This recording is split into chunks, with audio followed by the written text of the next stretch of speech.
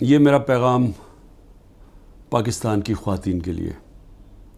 میں سب سے پہلے تو سلام کرنا چاہتا ہوں تحریک انصاف کی ان خواتین نے جنہوں نے بھرپور طریقے سے ہماری حقیقی آزادی کی جد و جہد میں شرکت کی، اور ان خواتین جو ابھی بھی جیلوں کے اندر ہیں، اور ان سے پوری کوشش کی جا رہی ہے کہ کسی طرح یہ کہیں کہ تحریک انصاف کو وہ چھوڑ رہی ہیں، اور اس کے باوجود وہ کھڑی ہیں آج.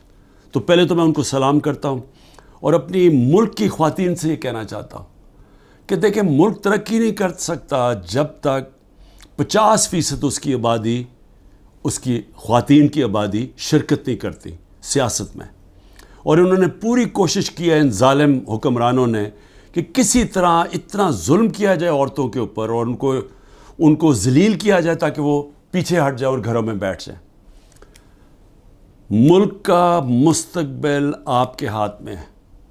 آپ نے پوری طرح آنے والے دنوں میں اس آزادی کی تحریک میں جد و جہد کرنی ہے.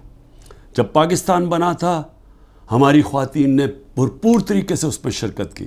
اب یہ پھر وقت آ گیا ہے کہ پاکستان کو حقیقی طور پہ آزاد کرنے کے لیے آپ نے اپنا پورا رول پلے کرنا ہے.